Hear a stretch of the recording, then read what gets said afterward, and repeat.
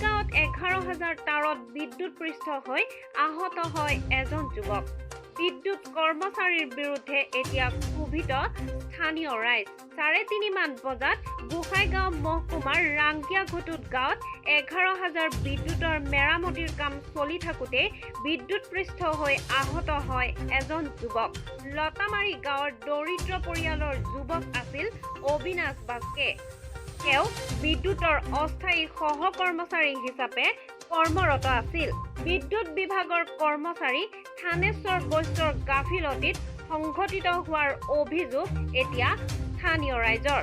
থানেশ্বৰ বৈশ্যই বিদ্যুৎ নথকাত তেওঁৰ অস্থায়ী সহকৰ্মচাৰীক বিদ্যুতৰ খুঁটাত উঠিবলৈ নিৰ্দেশ দিয়াত বিদ্যুৎ তাৰত লাগি চিটিকি পৰে অবিনাশ বাস্কে নামৰ এই যুৱকজন। ঘটনাস্থলীৰ পৰা পলায়ন কৰে বিদ্যুৎ বিভাগৰ কৰ্মচাৰীসকল।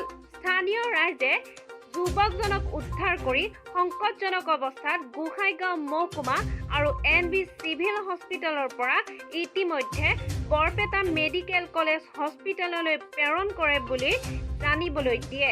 নিউজ ডেস্ক ৰিপৰ্ট, তৰংগ লাইভ।